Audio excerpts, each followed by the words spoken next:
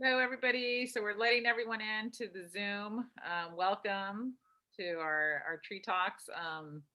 We will continue to admit people for the next couple of minutes. But in the meantime, feel free to, tell us where you're from in the chat, so we at least could start communicating with each other through the chat.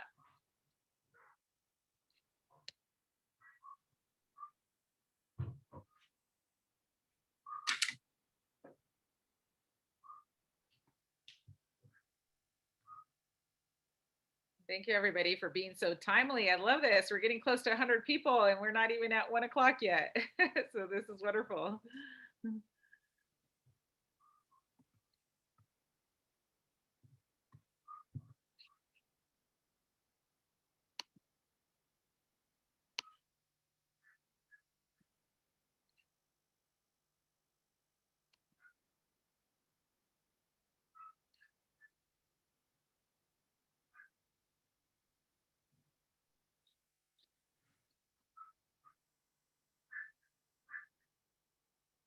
All right, great. At exactly 1 o'clock, we hit over 100. Great. We have we have wonderful participants today. Thank you, everybody, for joining. We'll give it a couple more minutes, but please enter your name, where you're from, in the chat. We'd love to hear where people are joining us from. I'm out in the San Fernando Valley, out in Los Angeles, and the weather is absolutely appropriate for our topic today because we're over 90 degrees right now. So welcome. Wonderful to see this strong interest in the topic today.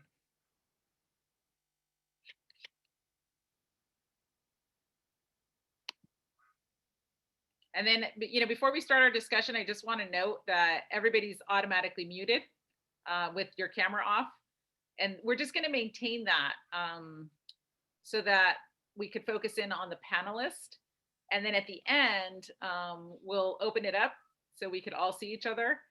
And but in the meantime, use the chat box again to ask any questions or make comments. We are going to be answering questions from the chat after our panelists speak.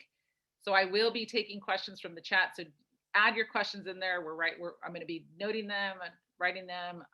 This will give you the opportunity to engage directly with our panelists. And so again, go ahead, introduce yourselves in the chat. Tell us who you are and where you're zooming in from. We would just, would love to know where everybody's joining us. And this is wonderful. We have over 130 people already on our Zoom.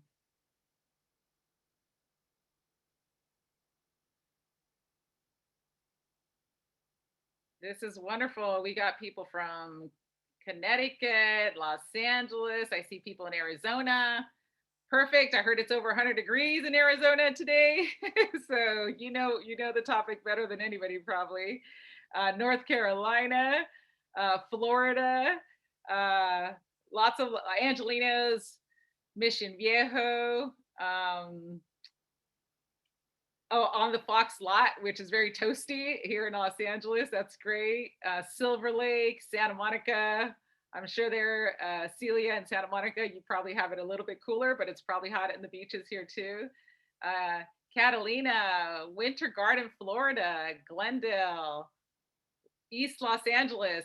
So wonderful. Such a great diversity of people. From Germany. Oh, so someone's joining Antonia from Germany. Oklahoma, fantastic. Our beautiful Santa Monica Mountains.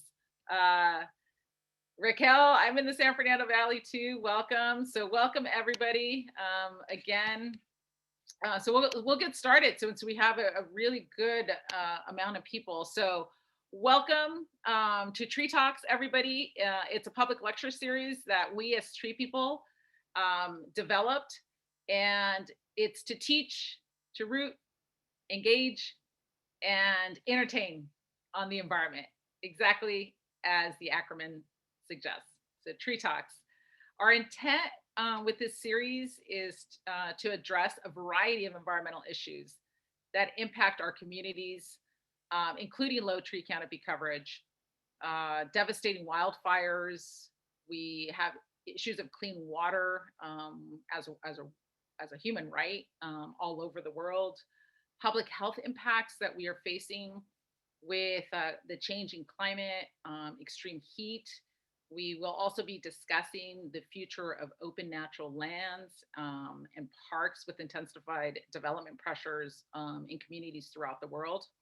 So, Tree Talks is all about advancing discussions that will ultimately affect, we hope, equitable solutions at local, state, federal, and global levels. I am Cindy Montañez, CEO of Tree People. I'm going to moderate today's discussion, and we're just going to have a very frank conversation with local, national, and international environmental leaders. And truly, the panelists today are some of the individuals that we as Tree People rely on as well to help us address issues on equity, the environment, and today's topic on extreme heat. So for those of you that may be new to Tree People, you will absolutely love what we do. You will love our mission. We have become the largest environmental movement in Southern California, and we are literally fueled by over 10,000 volunteers year after year after year, hundreds of just community partners, some of the most brilliant researchers and scientists from top universities and think tanks across the country, very forward thinking business partners. And we just have also just incredibly passionate board and donors, several who are with us today, who have allowed us to fulfill our mission, increase our impact. And our mission is ultimately, we just want to inspire and we want to engage and we want to support people all over the world to take action for our environment. And we share our process as a model for the world. So it's wonderful to see people joining us from across the globe, because ultimately we believe that doesn't matter where you're at, we are all Tree People. So welcome to the Tree People family, and it's good to see folks that have been connected to us for many years. So to begin the conversation, I just want to acknowledge the land of the indigenous people of Los Angeles, the Tongva, the Chumash, and the Fernandino Tataviam people, who are the original stewards of the lands that surround Los Angeles, that are in Los Angeles. So we honor our indigenous elders, both who were with us in the past or who are present, for their continued connection and protection of one of the most beautiful and just ecologically diverse lands in the world. If you come out, to Los Angeles, or if you're in Los Angeles, you look at the Santa Monica Mountains and other areas, it's just absolutely beautiful. And so we thank our indigenous elders for maintaining that and our connection. Unfortunately, these landscapes, as we all know, have changed a lot. And we are facing the realities of the changing climate. So today you saw some of the stark images that we presented in the beginning. So keep those in mind as we kick off our Tree Talks. And today, heating up. I'm in the San Fernando Valley right now, and it is over 90 degrees. So it is definitely a very hot day across the country. So although the deadly impacts of climate change on the most vulnerable among us is clear, policy changes and infrastructure investments critical to protecting communities of color remain highly contentious and not effective enough to protect some of the most vulnerable communities, especially around the issues of extreme heat. So as we begin this discussion, I just want to give you an example. When it comes to days that are 95 degrees or hotter, we've conducted research, we've worked with partners, and we've seen that the effects on communities of color, especially African-American women and Latinos. So African-American women, for example, have over a 45% likelihood of dying after just 5 consecutive days where the temperatures are over 95 degrees. These realities in our streets lead us to just question, whether every American or person on this planet truly has that right to life, liberty, the pursuit of happiness. So fortunately, we are all here because we want to be part of creating a more just and resilient society. And it's my pleasure to introduce 4 individuals that are truly committing their life to doing exactly just that. So welcome to our Tree Talk experts today. Marta Segura, just a champion, a longtime environmental champion, is now the director of the Climate Emergency Mobilization Office for Mayor Eric Garcetti here in the city of Los Angeles. Kirk Shickman, who is a longtime partner of TreePeople now for several years, is the executive director of Global Cool Cities Alliance, a nonprofit that is working with over 50 cities worldwide to implement passive cooling measures to build heat resilience in communities all over the world. Katie Swenson, senior principal at Mass Design Group. She's an international, just recognized figure at an internationally recognized nonprofit architecture firm. Their mission is to research, build, and advocate for architecture that truly promotes justice and human dignity.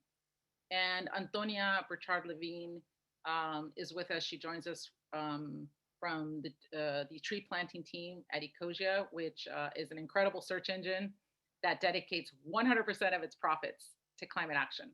And more than 80% of that goes into tree planting projects around the world. So we love having Antonia and Ecosia as partners, also as TreePeople. So thank you all for participating in this important conversation.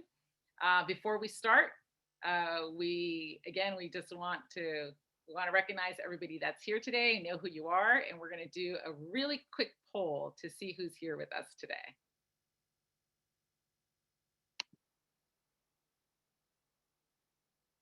Okay, so who's here with us today? So work entails combating urban heat. We have a lot of people there, students interested in this field, TreePeople volunteers, concerned citizen. So we have a great diversity of folks. So welcome everybody to the conversation.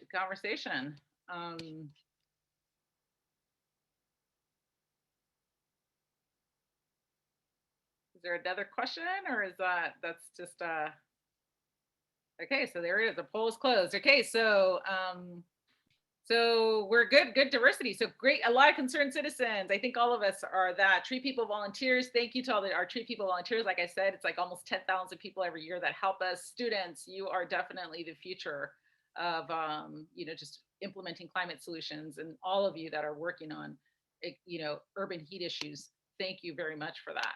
So let's start with questions. Let's get to the panelists, and we'll start off with Marta. So Marta, you are the director of Climate Emergency Mobilization for the city of Los Angeles.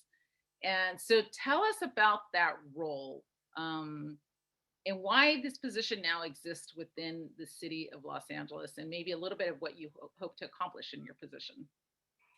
Thanks, Cindy. Thanks, everyone and TreePeople for coordinating this and inviting me to it. Yeah, the Climate Emergency Mobilization Office is relatively new. I've only been here about 8 weeks, but the thing that I think this office brings to the city of Los Angeles is the design of mobilizing coalitions, organizations, volunteers, concerned citizens to have a bigger voice at the table to influence climate and environmental policy, including urban heat islands, right? It's because we found that, even though we have other commissions and we have other departments that are all working to end this climate crisis and to affect how we reduce the urban heat island throughout the city, that environmental justice voices from frontline and vulnerable communities have a much more difficult time of getting their voices heard. So this office specifically is targeting and engaging those vulnerable communities in their commissions. So about 13 members of our commission are from those frontline communities. They also represent indigenous communities. They also represent labor. And the commission's intent is then to influence policy, but also to influence the operations of how the city functions and works with its existing policy. So that's number one. Number two is obviously we want to put an equity lens and an environmental justice lens on climate policies and climate solutions at the city. And although this is an excellent time to do that because this mayor fully believes that, it's when citizens get engaged, it's when citizens get involved and bring their voice to the table that change actually happens, because there's a balance of power in all government. You don't just have the mayor, you have the council. And when we all have our voices heard equally, then those changes happen. And in this administration, under the Biden administration, there's this act called Justice 40, and they want 40% of those investment dollars to go to frontline communities. Well, we have to make that real. We have to make that true. And in order to make that true, we're here to be at the table and ensure those voices get heard. So those numbers and the investments go to those communities that are most affected, like you were saying in the beginning. They're often the first to suffer from hot temperatures, not just because it's hot, but because those communities are overexposed to pollutants, which means that they have pre-existing conditions, and those pre-existing conditions make them vulnerable to heat, make them vulnerable to pandemic, make them vulnerable to high air pollution days. So the vulnerabilities, are exponential in these frontline communities. And I think I'll leave it there because there's so much more I could say. But yeah, that's wonderful, Martha. And you, I think you set it up really perfect for Kurt. Question for you, right? Global Cool Cities Alliance, and you became, a national, international leader in taking, these local issues that Martha was talking about and on climate issues, but really focusing on the impacts of extreme heat, right? And what is it that we have to do on that? Because we weren't really talking about that as much just a few years ago when it came to climate, climate policies at the local level. So, Kurt, talk to us about Global Cool Cities Alliance and why you think it's so important for us as a global community to really address issues of extreme heat. Well, I mean, I think Marta said it best. I think you can look at this issue of heat, and in many ways, the challenge of heat is also the opportunity of heat, which is it covers so many different issues in so many different areas. It's very hard to think of a particular, human system or urban system or rural community that isn't affected by heat in a variety of ways. And so, to us, and at the same time, this is what we often call it's an invisible disaster. You don't see the physical damage of heat like you do with other disasters. And so it was sort of a perfect storm of tremendous economic cost, loss of productivity, loss of educational outcomes, energy, climate issues, and so on. And as Marta pointed out, they're disproportionately borne by the global poor and the marginalized communities in every country, both developed and developing. And so for us, it really felt like, and so that's on the bad side. That's sort of the sort of bad side of it. But on the plus side, there's a whole slate of passive cooling measures that already exist. In some cases, have existed before man was or humans were even here, and some that are totally available in the marketplace to actually address this challenge in a very meaningful way. So we had a huge problem that wasn't being paid attention to in a way that we thought was appropriate to its significance, and we already had the solutions at hand. And so what we really wanted to do was create the awareness and the implementation and in some cases the supply chains to start to see that change on the ground. And that's really where Global Cool Cities Alliance started and has grown from there. And I often joke that I'm the dumbest guy in the room, because you're talking to climate scientists one day, you're talking to community experts the next day, you're talking to urban climatologists, you're talking to health experts. All of these disciplines come to the table, and there wasn't really, we saw a place where to help link them and to be a platform to link them towards real tangible action on the ground. And so that's really what we tried to do at Global Cool Cities Alliance. Yeah, so I mean, that's a good segue into Katie.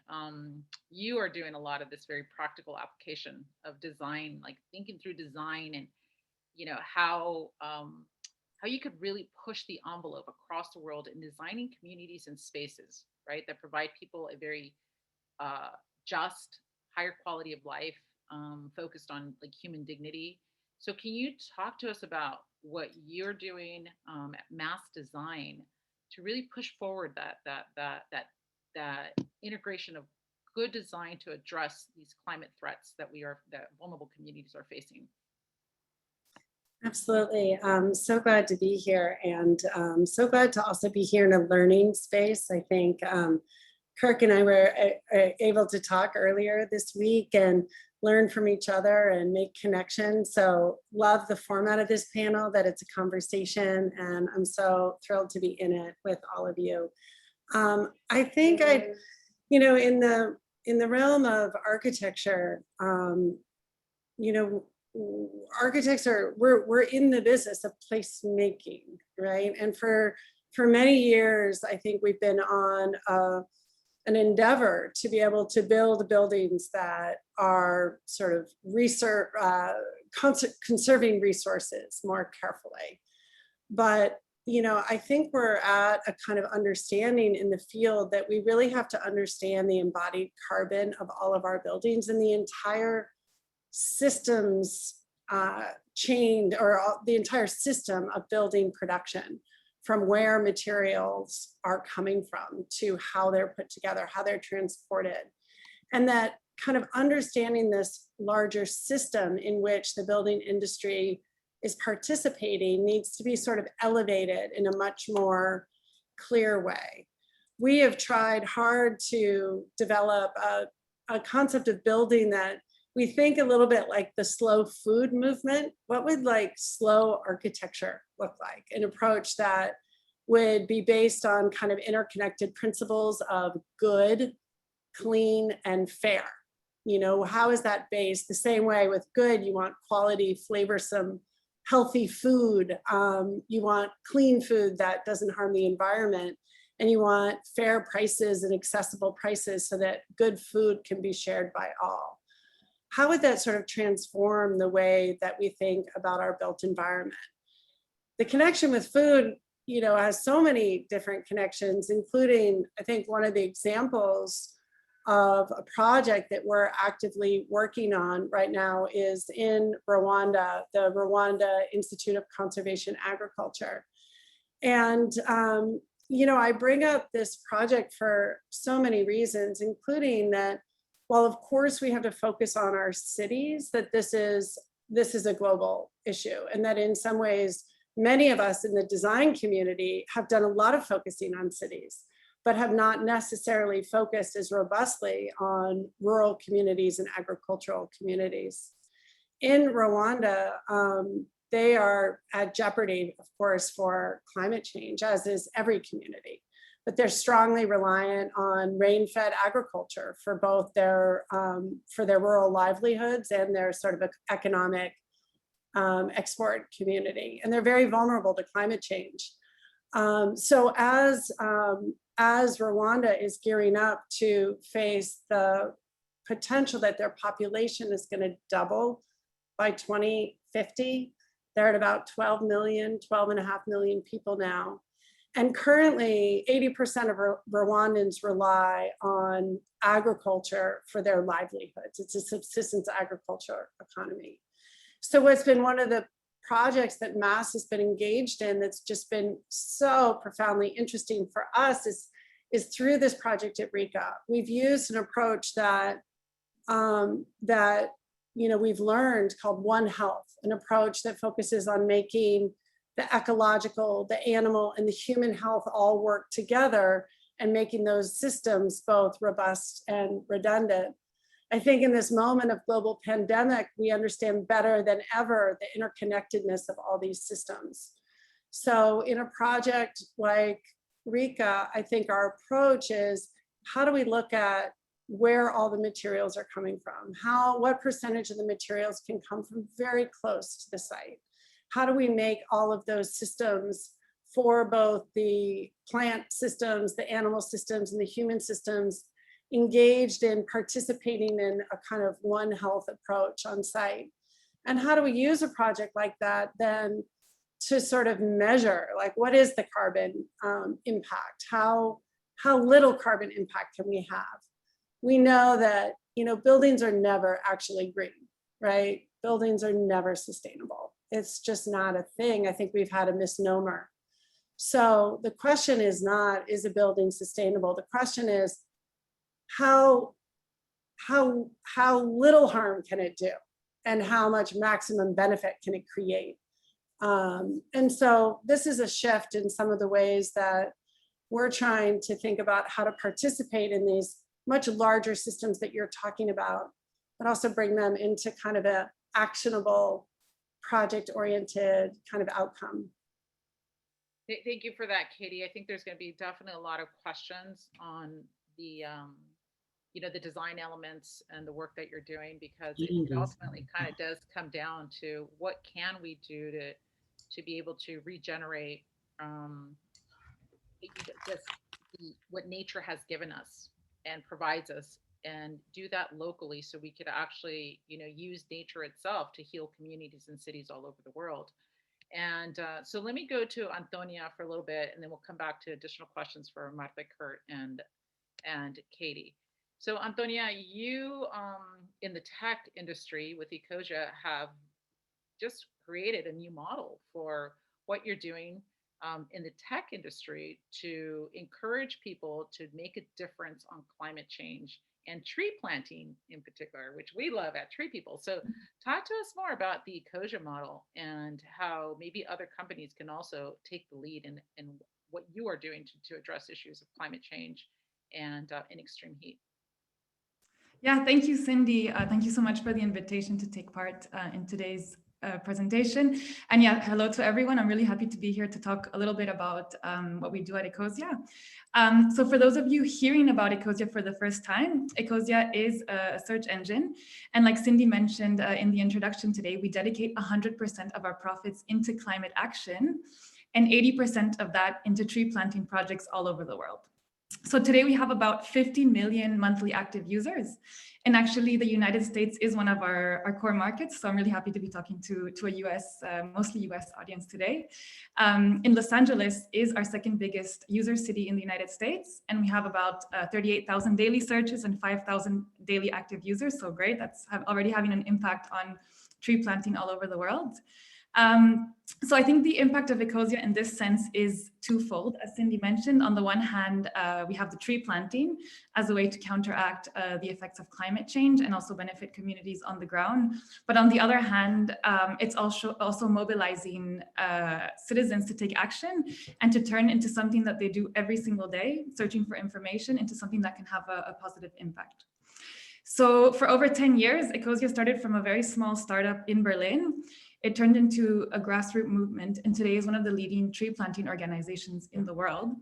And it actually is doing this by showing that there's also a better way to do business and a better way to position itself as a tech company in this world. So yeah, I think that in that sense, it is playing a role in reimagining the role of technology, business, and climate finance, and the different actions we can take to counteract climate change and urban heat.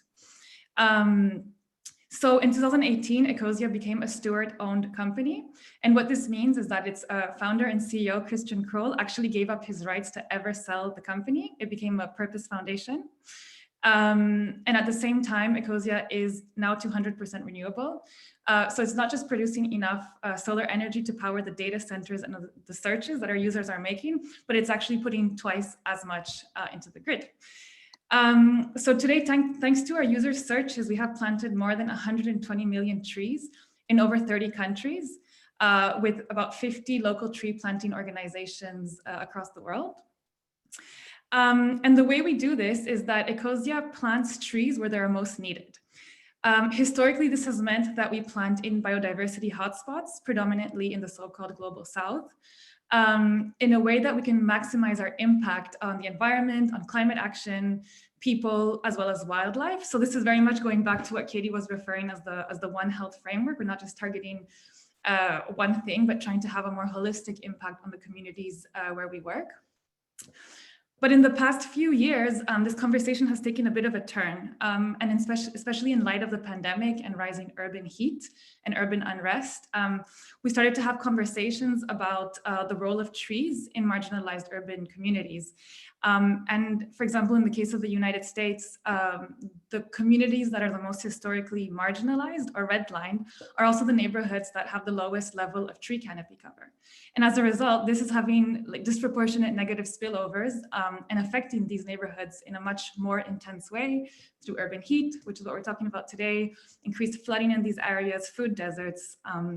So we're really starting to think about the role of tree planting and what this can do in terms of linking the social and the social aspect to environmental justice.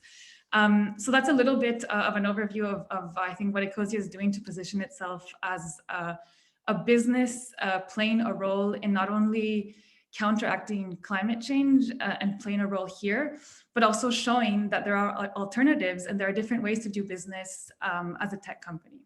So I'll leave it there for now, and yeah, happy to discuss this further. Okay, wonderful. And so again, like if as people have questions, please post them in the chat, and I'll ask the panelists questions. And I really loved the focus that all of you had, right, on just the local actions, either directly from people or from policymakers or designers, and what we can really do, again, where we feel empowered as people. With Tree People, that's what we believe in. Our whole mission is to inspire, and we engage people, we support people to actually take action for the environment. So I do want to go back to Marta, right? Again, here we have this climate mobilization office. It's all about mobilizing people.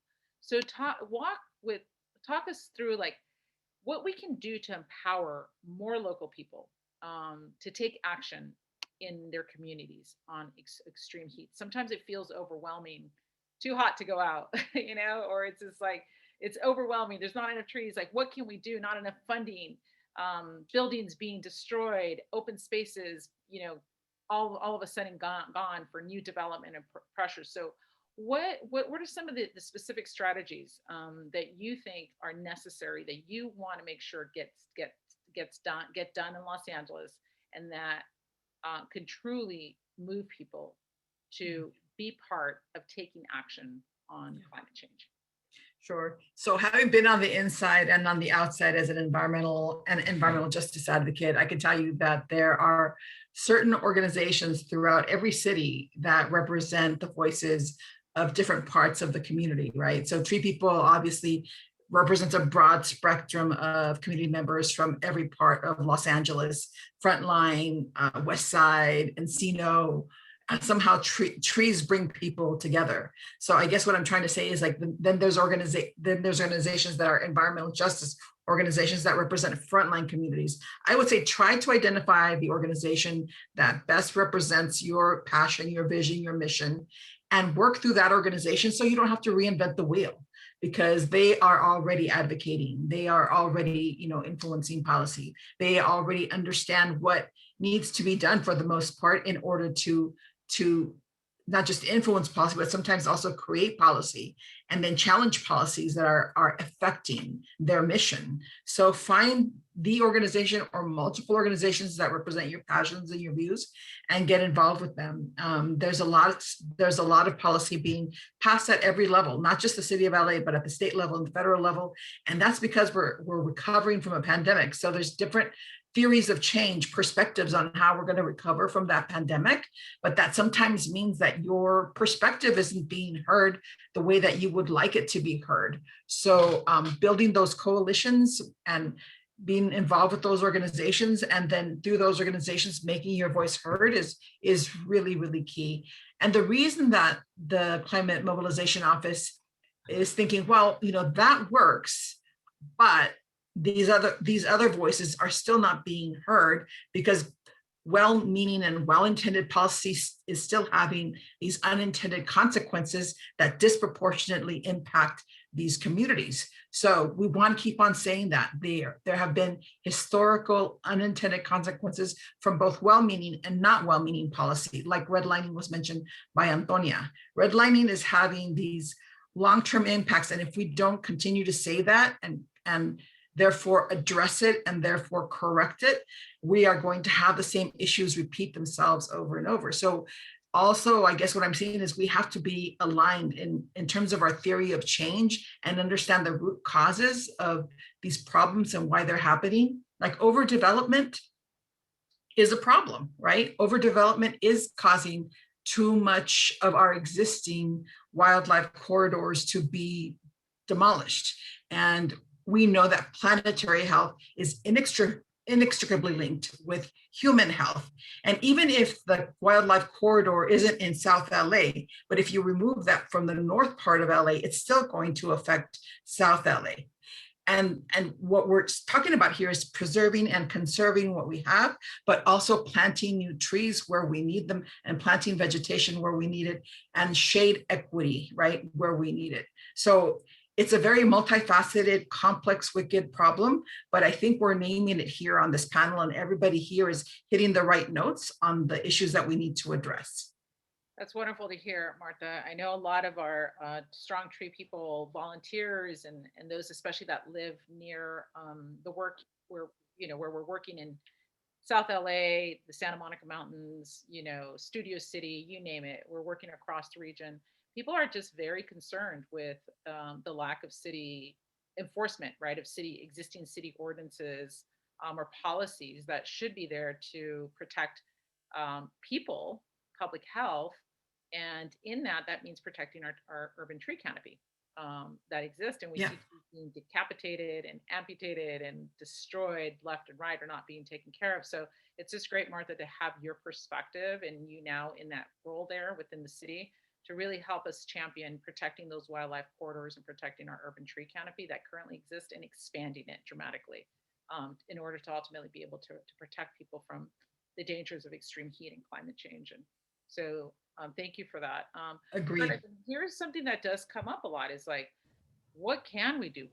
These cities, you're working with cities across the world. I mean, what are some effective policies or approaches that you have seen work that have indeed led to transformative change and support for a healthy urban forest?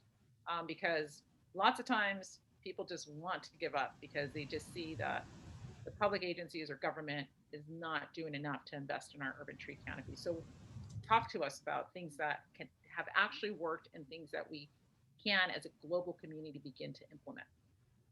Sure. So, so our work is a little bit more on passive cooling writ large. And so there's other complementary measures that also maybe I'll talk about a little bit as well there, because we've seen some policies really working well there. One of the big things here is, and you can see it even in the chat right now, there are so many siloed areas through which we affect heat in our communities, heat resilience in our communities. And most communities do not have, most cities don't have a comprehensive heat action plan or heat action planning in place. We're still, as much as this is an issue that we see as important, we're still in I'd say the sort of the talk phase in a lot of ways. We're seeing heat show up in planning and saying, yes, heat's important. We need to do something about heat. We need to consider heat.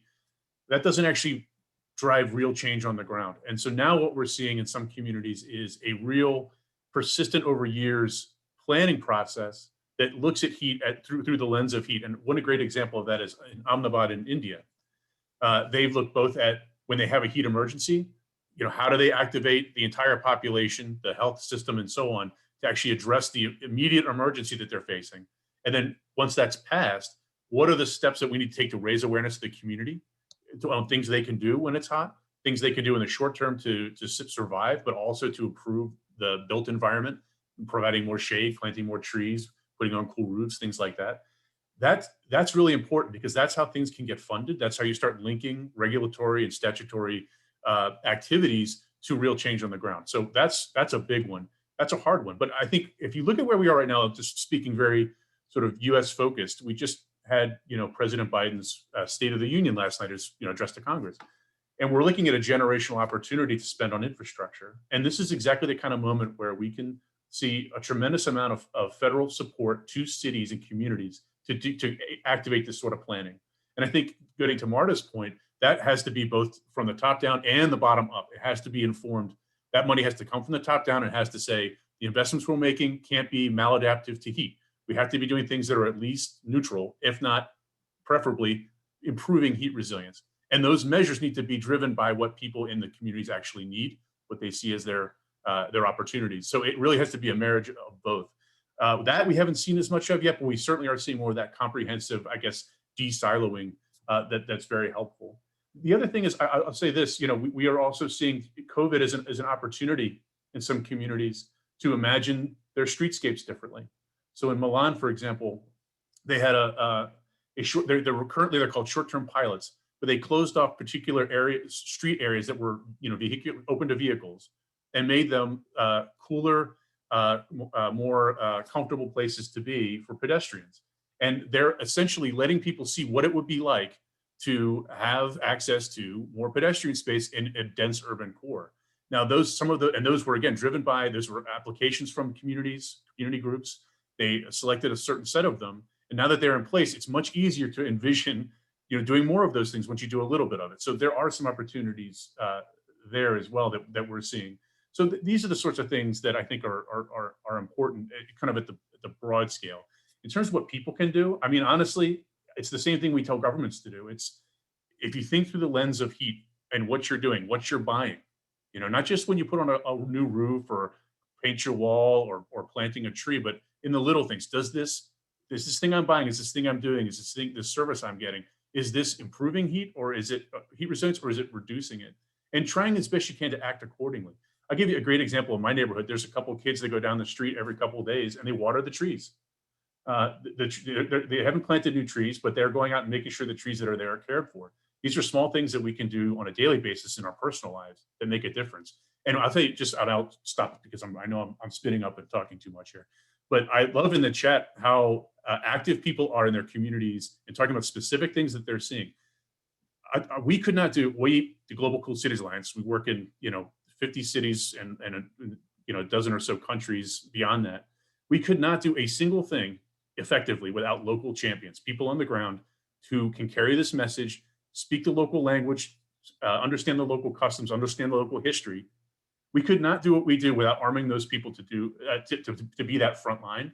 And that's exactly what we need here as well on all these issues. People that are paying attention to it, that are raising Cain about it when they see something they don't like, and that we can then support and arm with information, arm with resources and things like that. But it doesn't happen without people on the ground.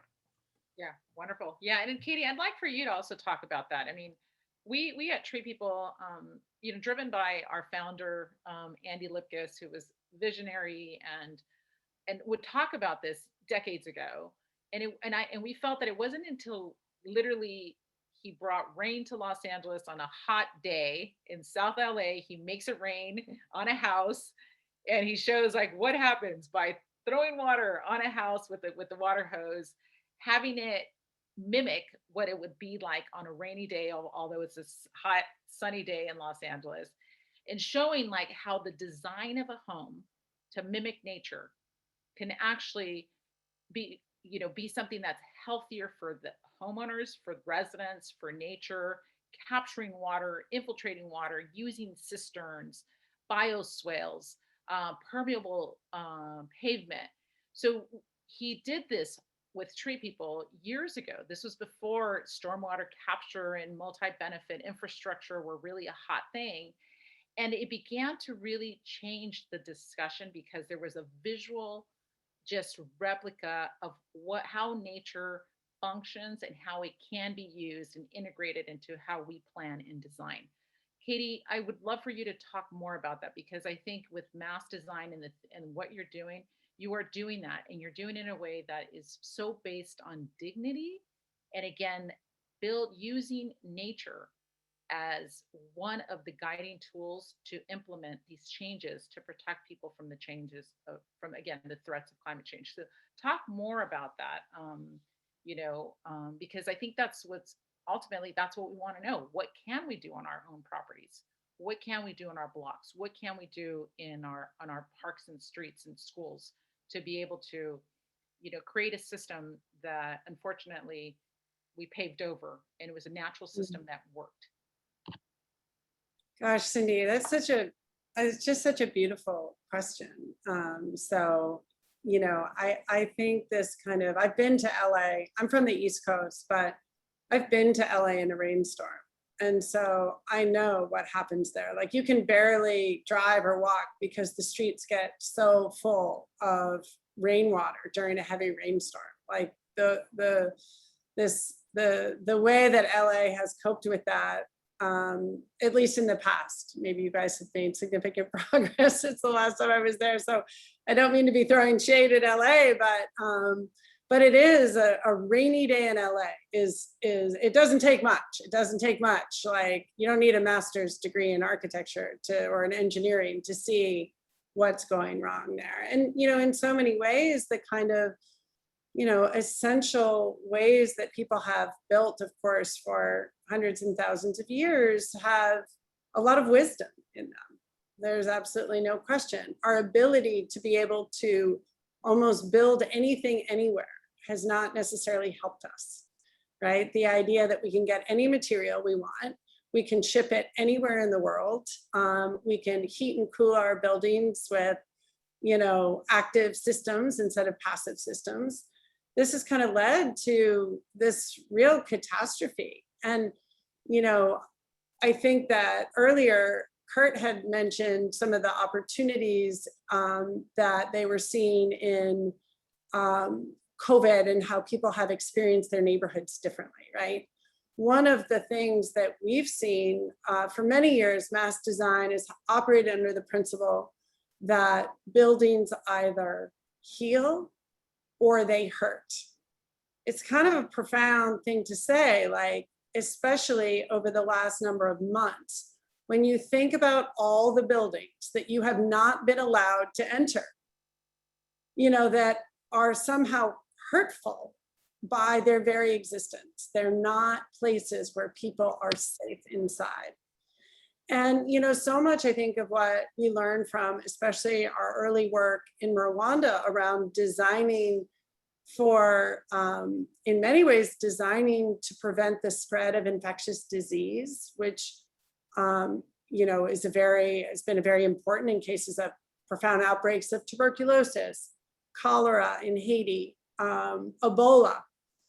And then when coronavirus hit, we had already come to understand that some of the essential sort of ways that one might build a building around a passive ventilation strategy is not only good for the planet, but it actually makes a building a healthy environment for people to be in. So, I mean, I think it's interesting how some of these approaches that take us back to some of the essentials, you know, as I talk about the slow, what would the slow architecture movement look like? You know, we've been on this sort of fast track to nowhere. And I think in many ways, we need to go back to some of these core basics and rethink, you know, the essentials around, number one, what do we expect out of our buildings? I think we should expect them to keep us healthy, but maybe we don't have to expect them to be 67 degrees on a 95-degree day. You know, which would you prefer? Would you rather have your own body thermostat help to moderate the heat, or would you like to use this outsource mechanism to moderate the building temperature, but thereby also creating a building that's not kind of keeping you safe? So I think, you know, your question, you know, points to, it's not to be nostalgic for a past. You know, we've created a tremendous sort of situation, and being nostalgic for an architecture of the past or a time when things were simpler is not really the point that I'm trying to make. We can only really move forward, but we do have to move forward in a way that is really harnessing all of our wisdom and our core understanding, maybe with a reshaping though of our priorities, you know, and whether it's COVID or climate change or just our desire to see our grandchildren experience a beautiful life, whatever it is that helps us reshape our perspective. I think we have the knowledge, we have the technology. The question is, do we really have the will? And how do we build kind of these coalitions, you know, and to part of, you know, the organizing part of this that Marta had referenced, how do we build the kind of coalitions around this willingness to prioritize dignity, prioritize human and planetary and animal health, prioritize tree canopy. And we start there and we just start making all of our decisions in a very different way. I love what you just said, Katie, that it's our architecture and our design, it's either going to hurt, it could be designed to hurt, or it could be designed to heal. And we at Tree People have always believed that, again, with the core values that we had, with our founder, that nature can be used to heal cities. And, we believe through that simple act of planting a tree, you can really begin to heal communities and bring communities together. And so to, any of the panelists, like, so what if we don't do anything, or if we continue, in the direction that we're going? We know, that as I said earlier, more people have died during these days of extreme heat than every other natural disaster combined, right? People are ending up sick, they're ending up in hospitals, people are literally dying. But Katie, what you just said is that we can be positive and we can make a difference. So I want all of you to just, again, speak to that, because a lot of the questions in the chat, I see a lot of frustration. That's why you're all tree people. Like, we're at Tree People too. We see a lot of frustrations every time we're driving down the street and a tree is being chopped down, or it's not properly pruned, or it has been watered. And so, but we also feel like, but we can do something about it, right? We can mobilize, we can organize, we can inspire others, we can make a difference, right? Right. So I want all of you again to kind of maybe, you're seeing the questions from the chat, right? People are concerned that we're not going in the direction. So take us back again to, that positive steps forward that we can take, right? We have 10 minutes on this discussion. So, with over 200 people that have already participated in today's discussion, what are the messages that you want to leave for folks on things that we can do and should begin to do to unify as a global community on protecting our tree canopies, our forests, for the reasons that Katie just said, so we can heal as a global community? I could give a specific example. I'm working very closely with Streets LA, with the city of Los Angeles, because there are many bureaus, many departments, and you wouldn't expect, certain bureaus or departments to really care about trees or shade or heat. But Streets LA is not only taking it very seriously and creating a cool streets initiative, but they're also creating, shade structures and cool streets, cool roofs, and planting trees. But they're not just going out and planting them or changing the built environment. They're actually very intentionally beginning a program where they're going to be organizing with communities, right? Hearing directly from the communities where they have already targeted are these hotspots of Los Angeles. So before going out there and painting the street white or putting more trees or shade structures, they're going to start having these conversations so people understand why their built environment is transformed, right?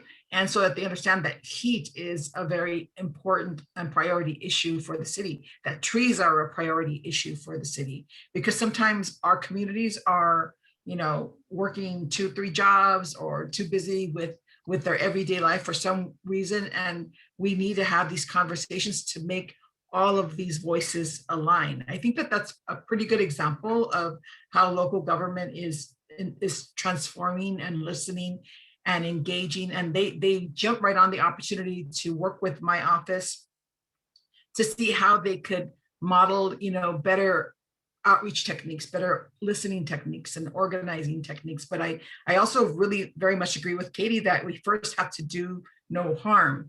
And I guess what I want to say here is, normally whoever has the most capacity to receive investments from the federal government or the state government has the most control and more power over those investments. And normally those are not those marginalized communities that we keep talking about.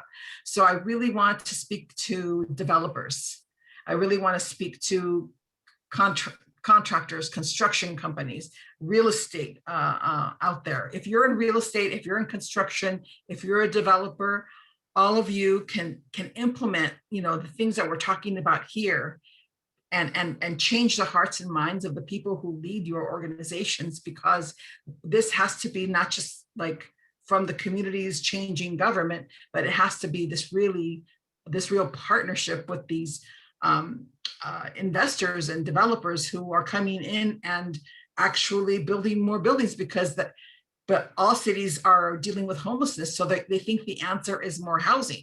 It's not necessarily more housing. It could be adaptive reuse of buildings so that we could reduce the stress and the tension on the wildlife corridors, and then also address urban heat islands, and also address the need to have more trees and conserve the trees. So it has this like really great effect of when you think of first doing no harm, but first doing no harm to all of the above, right? I'll stop there. Yeah, I would love to add to that, Marta, because I think it's very interesting what you're saying, that it's not just about, you know, reacting to the difficulties or reacting to the challenges that we have. And I think Kurt mentioned it earlier, which I thought was really interesting. It's about reimagining our spaces too. You have a city, and I think it's very important to hold our policymakers accountable, the developers and whoever, all the different stakeholders who are in charge of managing the system. Is that, for example, like, do you need an extra parking lot? Can you use that? Can you use it differently? Can you reimagine the use of that space? Is there a way that we can densify our cities in a way that they encroach less onto our agriculture or conservation land? Is there a way that we can rethink in terms of what makes most sense rather than what is more profitable? And I think it goes down to a lot of different levels. It also goes to as a consumer, or how you hold the different companies accountable. I'm seeing in the comment quite a few frustrations about, yeah, we want to do things, but what is the business case? What is the profit there? And I think that we can hold like the businesses accountable to yeah, how they're using their profits.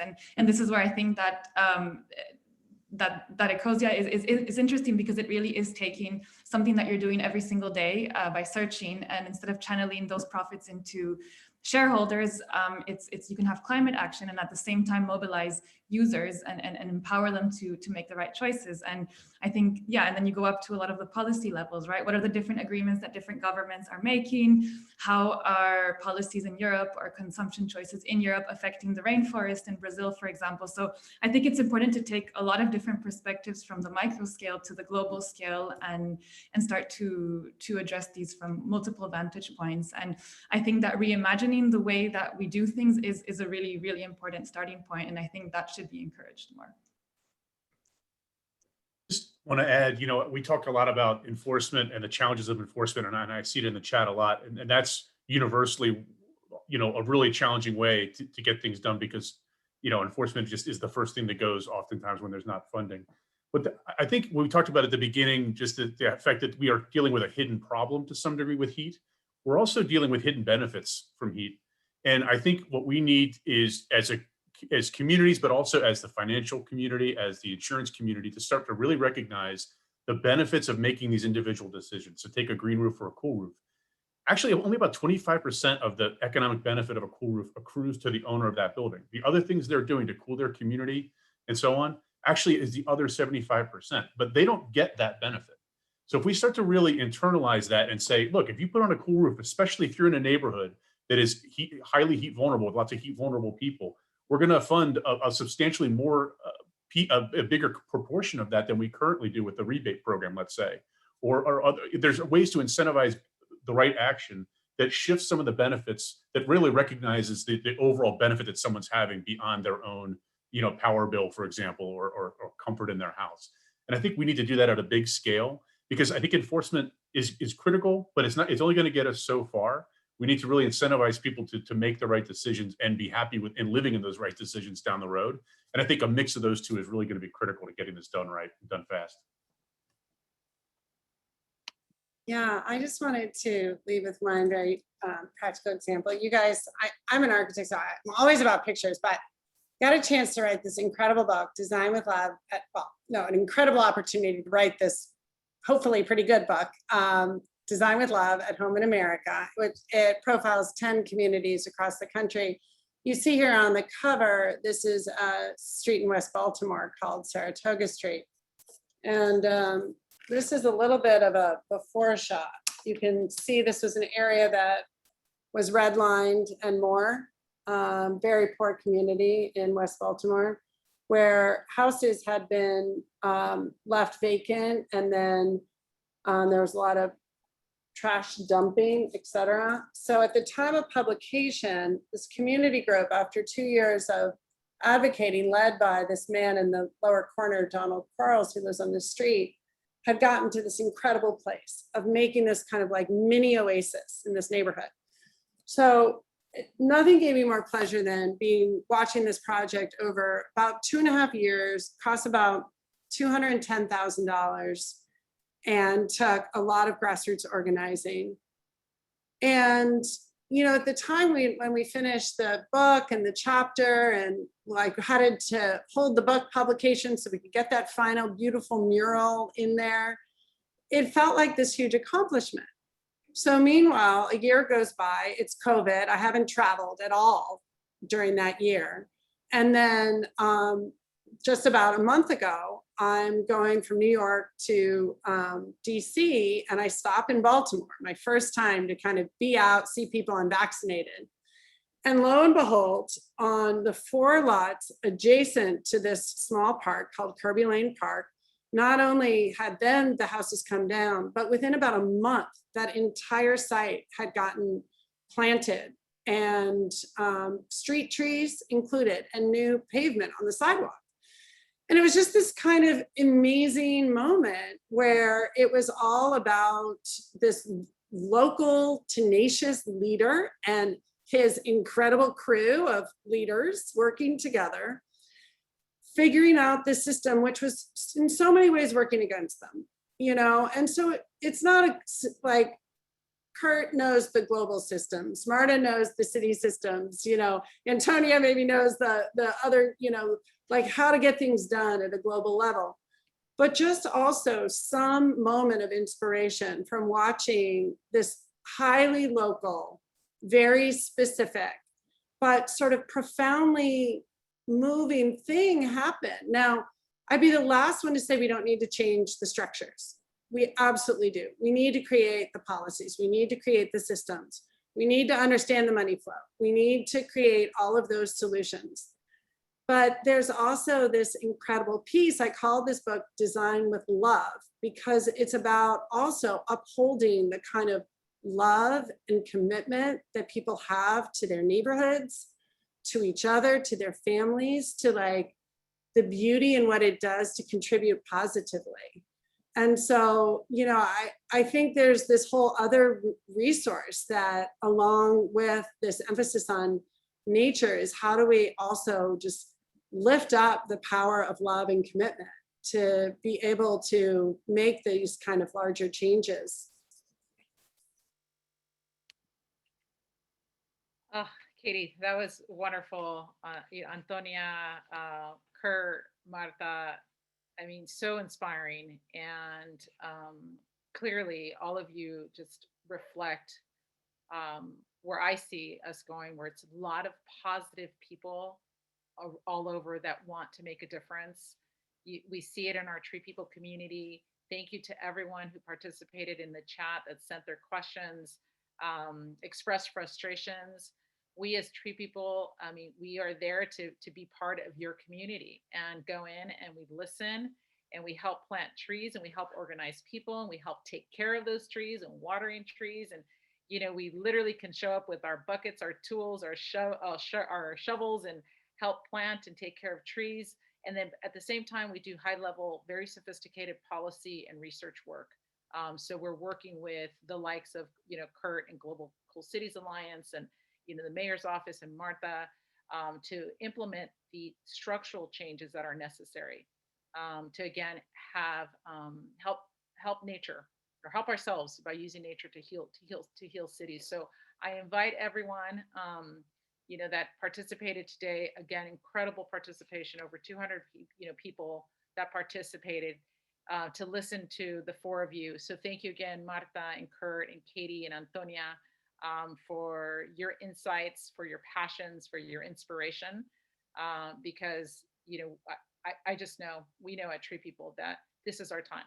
This is our time to make a difference, and a difference not just in our local communities, but starting in our local communities and making a difference globally on climate change.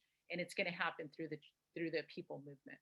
And so, we as Tree People are open to everyone that wants to be part of making a difference in their community. So please do reach out to us. Go to our website at treepeople.org, email us, follow us on social media. Look out for emails from us.